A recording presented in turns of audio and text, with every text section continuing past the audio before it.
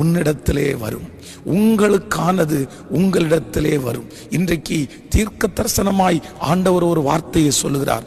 உங்களுக்குரியது ஒருவேளை ஏதோ ஒரு இடத்திலே தேங்கி போய் கிடக்கலாம், ஏதோ ஒரு இடத்திலே தடுக்கப்பட்டு கிடக்கலாம்.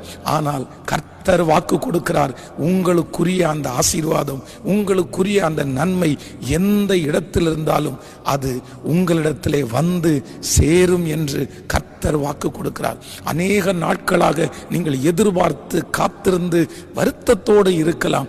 என்று அது வரும், என்று அது வரும். அது எனக்குரியதல்லவா, அது என்னுடைய பிரயாசம் அல்லவா, என்னுடைய முயற்சி அல்லவா, நான் அவ்வளவு பாடுபட்டேனே, நான் அவ்வளவு உழைத்தேனே, ஆனால் அது இதுவும் இதுவரைக்கும் என்னுடைய கையிலே வரவே இல்லையே, என்னுடைய பிள்ளையினுடைய கையில வரவே இல்லையே.